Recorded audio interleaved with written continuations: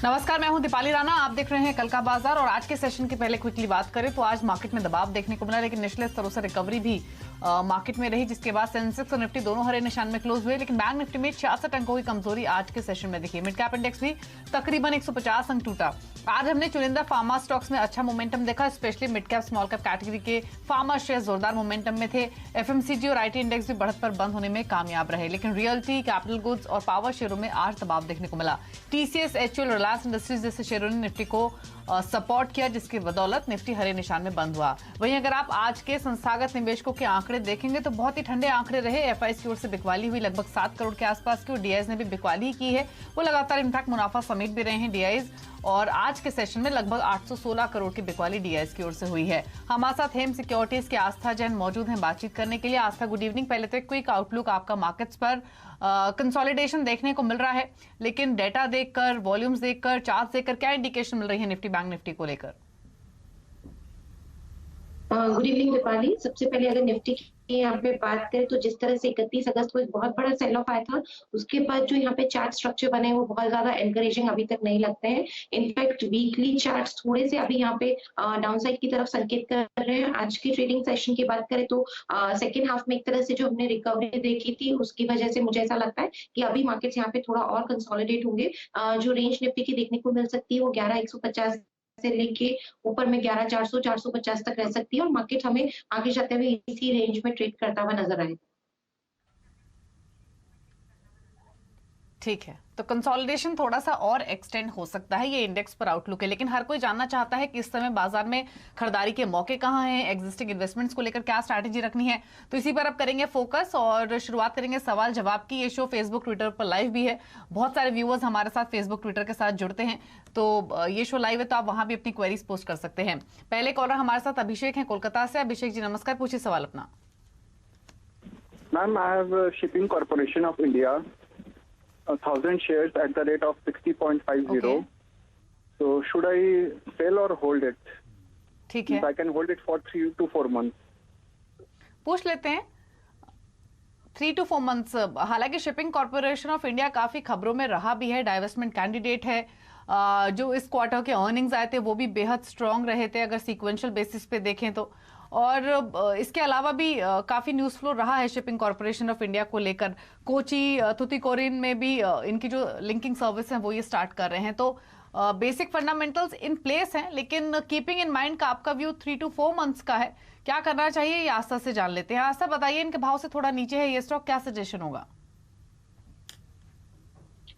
जी बिल्कुल दीपाली, अगर देखा जाए तो मैं इन्हें सलाह दूंगी कि शिपिंग कॉर्पोरेशन में अभी थोड़ी सी वीकनेस है, बट स्टिल 52 का लेवल काफी इंपॉर्टेंट है। उसके नीचे मुझे लगता नहीं कि ये स्टॉक जाना चाहिए। सो 52 को ही स्टॉप लॉस बना के पोजीशंस को कंटिन्यू करें। ऊपर में जो लेवल्स देखने को मिल सकते हैं वो 62 से लेके 64 तक के लेवल्स हमें आने वाले दिनों में देखने को मिल सकते हैं। होल्ड करने की राय रहेगी।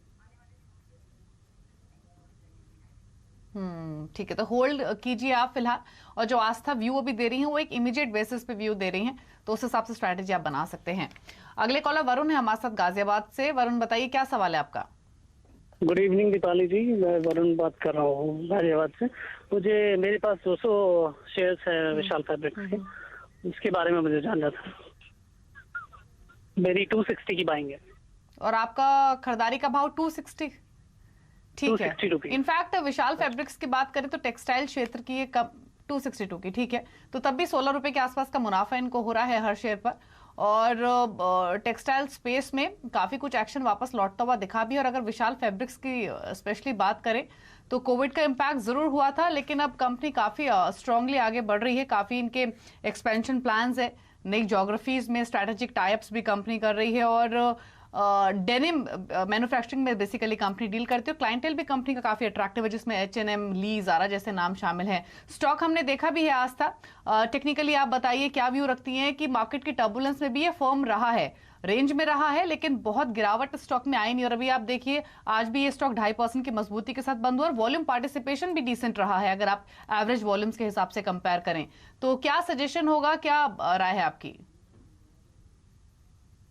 बेसिकली दीपाली, अगर टेक्निकल चार्ट्स की मैं यहाँ पे बात करूँ तो जो चार्ट्स पे स्ट्रक्चर बन रहा है लगभग 2 महीनों से एक ये रेंज में कारोबार करता हुआ नजर आ रहा है और जो रेंज बनी हुई है वो 230 से 290 के बीच में है। जब तक ये ऊपर में 290 के ऊपर सस्टेनेबल क्लोज नहीं देता है, ये मैं वीकली चार्ट्स को देख के बोल रही हूँ, तो एक हफ्ते भर में अगर 290 तक के ऊपर का अगर क्लोज रहता है तो मेरे हिसाब से अपसाइड में स्टॉक हमें 300-310 तक के लेवल दिखा सकता है। लेकिन अगर डाउनसाइड की बात करें तो 230 के नीचे अगर इसने लगातार 4-5 दिनों का क्लोज दिया तो हमें वहां पे 220-210 तक के भी लेवल्स देखने को मिल सकते हैं। तो होल्ड करने की राय लगेगी, लेकिन एक स्ट्रिक्ट स्टॉप लॉस यहाँ पे 240 का रखना चाहिए।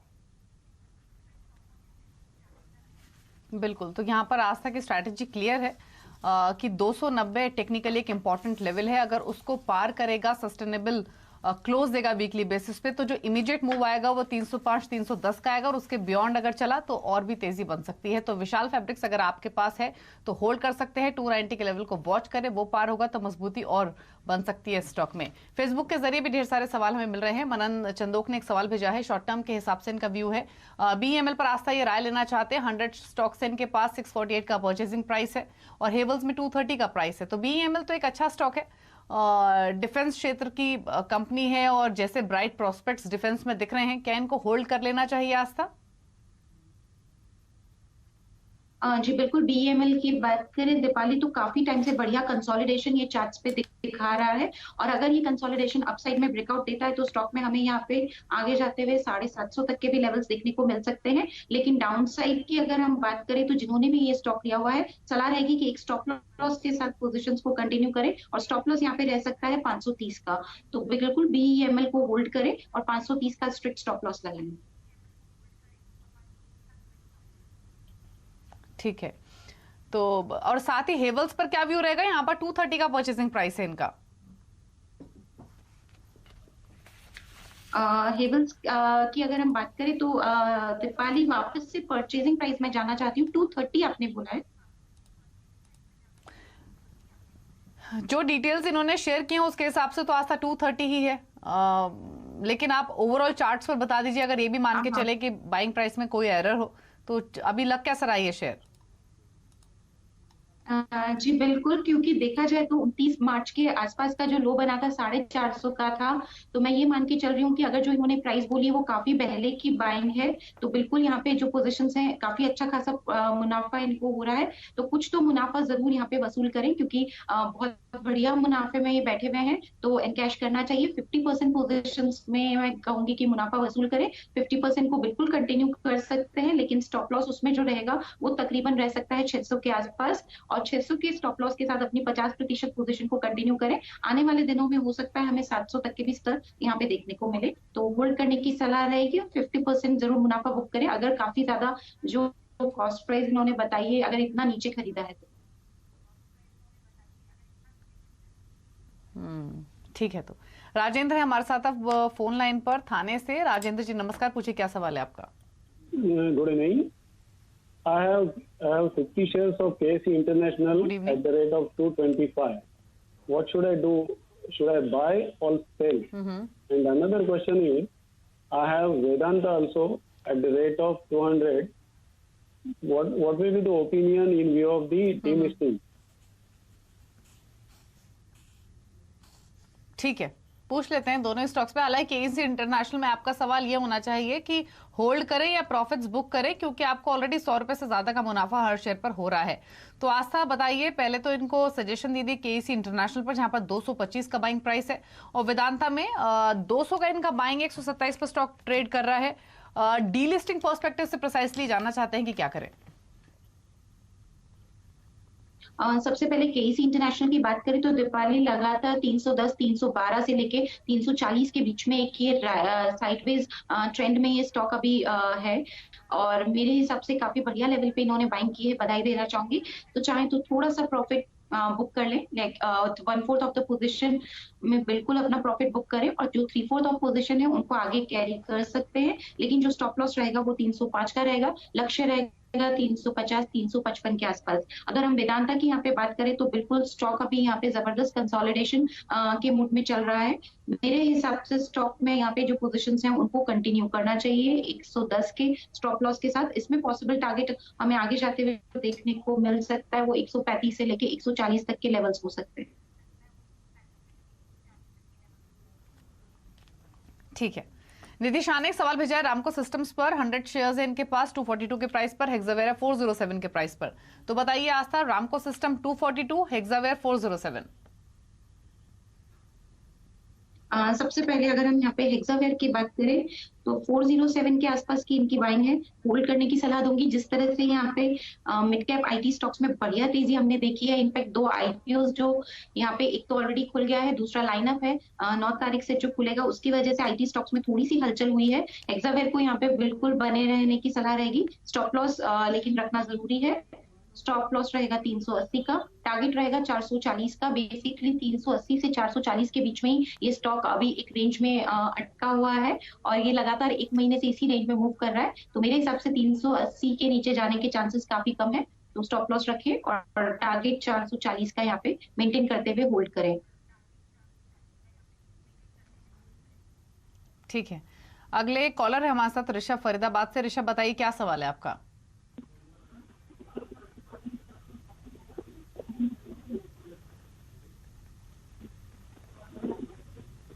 ऋषभ सवाल पूछिए। हाँ जी, हाँ जी। चलिए, इनकी फोन लाइन डिस्कनेक्ट हो गई। फ्यूचर रिटेल पर इनका सवाल है 140 के प्राइस पर। हाँ जी बोलिए ऋषभ, आपकी आवाज आ रही है। हाँ, मेरे पास 10,000 शेयर्स हैं 140 के फ्यूचर रिटेल के, और मैडम अब ये 106 हो गया है, तो उसमें क्या हमें सलाह दी जाती है, सोल्ड करना चाहिए या होल्ड? हाँ जी मैडम, मेरे पास 10,000 शेयर हैं 140 के फ्यूचर रिटेल के। आस्था, क्या सजेशन होगा फ्यूचर रिटेल पर? इनफैक्ट जैसे लगातार लोअर सर्किट लग रहे हैं, तमाम एक्सपर्ट्स का व्यू तो यही है कि जैसे ही मौका मिले एग्जिट कर लें इस स्टॉक से। जो भी हमारा कॉन्वर्सेशन पिछले 4-5 दिनों के दौरान तमाम एक्सपर्ट्स के साथ हुआ है, आपकी राय क्या रहेगी फ्यूचर रिटेल पर? जी बिल्कुल, क्योंकि चार्ट्स में भी अगर हम यहाँ पे स्ट्रक्चर जो देख रहे हैं वो लगातार वीकनेस है। जिस तरह से लास्ट कंटिन्यूअस 2 सेशन में यहाँ पे सर्किट लगा हुआ है, तो स्टॉक्स की हालत तो यहाँ पे इतनी ज्यादा अच्छी नहीं लग रही है। लेकिन स्टिल क्योंकि ये इतनी वीकनेस ऑलरेडी देख चुके हैं, तो मेरे हिसाब से थोड़ा सा पेशेंस रखें। 85 का एक स्टॉप लॉस लगा सकते हैं अगर रिस्क ले सकते हैं तो 85 के स्टॉप लॉस के साथ अपनी पोजीशन को कंटिन्यू करें और कॉस्ट प्राइस का इंतजार करें। लेकिन अगर रिस्क नहीं ले सकते हैं, लंबा नहीं रुक सकते, तो मैं एग्जिट करने की सलाह दूंगी। दूसरी तरफ ये चाहें तो दूसरे स्टॉक्स में अपनी पोजीशन बना सकते हैं, जिसमें कि हमको यहाँ पे काफी ज्यादा पसंद आता है Alembic pharma, Ipca lab, emphasis limited. तो इनमें कहीं पे भी पोजीशन बनाई है, जो भी नुकसान फ्यूचर रिटेल में निकलने से होगा उनकी भरपाई ये स्टॉक्स करते हुए नजर आएंगे। समय अवधि रह सकती है 3 से 4 महीने। ठीक है, जावेद ने एक सवाल भेजा है 3 मंथ्स के पर्सपेक्टिव से, पीएनजी पर ये राय लेना चाहते हैं। तो प्रॉक्टर एंड गैम्बल हाइजीन, इस पर अपना व्यू बताइए आस्था, क्या रहेगा? Basically Procter and Gamble hygiene की अगर हम यहाँ पे बात करें तो मेरे हिसाब से इस स्पेस में अभी थोड़ा सा यहाँ पे होल्ड ही करना चाहिए, क्योंकि जिस तरह से यहाँ पे जो कंज्यूमर स्टॉक्स हैं उनका काफी ज्यादा ट्रैक्शन हमें देखने को मिल रहा है, तो उसी के चलते मैं अभी होल्ड करने की सलाह दूंगी। लेकिन स्टॉक में थोड़ी सी यहाँ पे जो समय सीमा है इनको बढ़ानी पड़ेगी, लगभग यहाँ पे 3 से 4 महीने के पर्सपेक्टिव से होल्ड करें। ठीक है, एफबी के जरिए हंसराज शर्मा ने एक सवाल भेजा है, कोल इंडिया पर इनका सवाल है। 800 शेयर्स हैं, 138 इनका परचेजिंग प्राइस है। बताइए आस्था क्या करें? कोल इंडिया की अगर हम यहाँ बात करें तो 125 इनका परचेसिंग प्राइस है। मेरे हिसाब से कोल इंडिया में जो स्ट्रक्चर यहाँ पे चार्ट पे बना हुआ है वो अभी यहाँ पे बहुत ज्यादा मजबूती तो नहीं दिखाता। इनफैक्ट अभी तो ये अपनी प्राइस से ऊपर ही चल रहे हैं, क्योंकि 131 का आज का क्लोज था। तो अगर ये थोड़ा यहाँ पे सेफ प्ले करना चाहते हैं तो कुछ तो प्रॉफिट जरूर बुक करें, और बाकी रिमेनिंग पोजीशन को कोल इंडिया में होल्ड करने की सलाह दूंगी 120 के स्टॉप लॉस के साथ। और जो रिमेनिंग पोजीशन को होल्ड कर रहे हैं उसमें भी टारगेट 140-145 का रह सकता है। ठीक है, इसके अलावा ट्विटर के जरिए एक सवाल आया है, और ये सवाल भेजा है गोल्डी दत्ता ने। एस्कॉर्ट्स के 35 शेयर्स हैं इनके पास, और जिनका खरीदारी का भाव है वो 1151 है। तो बताइए आस्था, होल्ड करें या फिर एग्जिट? बेसिकली मैं यहाँ पे एस्कॉर्ट्स को तो बिल्कुल होल्ड करने की सलाह दूंगी। ऑल्दो अगर हम देखें तो लास्ट 2 ट्रेडिंग सेशंस में बहुत यहाँ पे कुछ बढ़िया तेजी नहीं देखने को मिली, इनफैक्ट स्टॉक ने गिरावट ही दिखाई है। बट स्टिल मेरा ये मानना है जब तक 1070 के नीचे ये स्टॉक यहाँ पे क्लोज नहीं दे देता है, बंद नहीं करता रहता तब तक थोड़ा सा अभी घबराने की बात तो नहीं लगती है, और इसी वजह से 1070 के स्टॉप लॉस के साथ मैं इनको सलाह दूंगी कि अपनी पोजीशंस पे बने रहें। आगे चलते हुए वापस से 1200-1230 के लेवल्स हमें देखने को मिल सकते हैं। ठीक है, तो होल्ड करने की सलाह है 1230 के टारगेट्स के लिए। पंकज भंडारी ने एक सवाल भेजा है ट्विटर के जरिए। 4000 वोडाफोन के शेयर्स हैं इनके पास, परचेजिंग प्राइस है 13 रुपए का, और क्या सजेशन आप इन्हें देंगे? 12 रुपए 30 पैसे पर आज इसकी क्लोजिंग हुई है, क्या करें?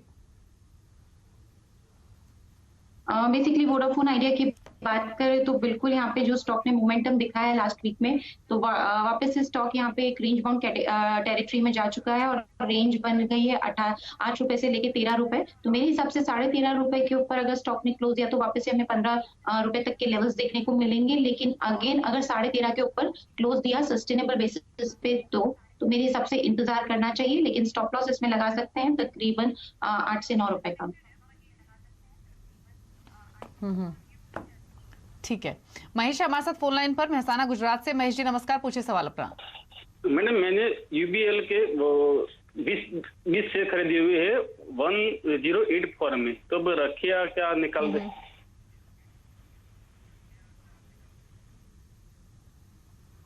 हेलो, ठीक है, पूछ लेते हैं। यूनाइटेड ब्रेवरीज पर आज तक क्या सजेशन होगा? 1184 की बाइंग है, नुकसान में है ये थोड़ा। बेसिकली दीपाली अगर चार्ट्स की बात करें तो काफी टाइम पहले कंसोलिडेशन का ब्रेकआउट आया था। इनफैक्ट ये जो मैं बात कर रही हूँ ये लास्ट वीक की बात कर रही हूँ, और ये जो ब्रेकआउट आया था ये बहुत बढ़िया यहाँ पे मूवमेंट दिखाया था। इसमें स्टॉक में 1166 के आसपास का हाई बना था। तो अब जो एक स्टॉक की रेंज बन गई है वो 990 से 1170 के बीच में बन गई है। मेरे हिसाब से बिल्कुल यहाँ पे स्टॉक को होल्ड करने की सलाह रहेगी, लेकिन यूबीएल में जो स्टॉप लॉस में देना चाहूंगी वो तकरीबन यहाँ पे 1000 रुपए के स्टॉप लॉस के साथ होल्ड करने की सलाह रहेगी। इसमें जो टारगेट देखा जा सकता है वो 1200 से लेके 1240 का रह सकता है। ठीक है, चलिए इसी के साथ एक ब्रेक के लिए रुक रहे हैं, लौटेंगे तो कुछ और क्वेरीज को करेंगे शामिल जो ट्विटर और फेसबुक पर हमें लगातार मिल रही हैं। जल्द वापस आते हैं।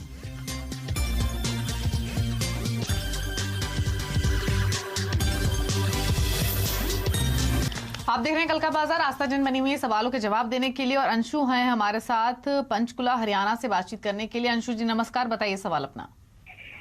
मैम मेरे पास फेडरल बैंक के 63 रुपीज में 1000 शेयर्स है, एंड बैंक ऑफ इंडिया के 53 में 1500 शेयर्स हैं।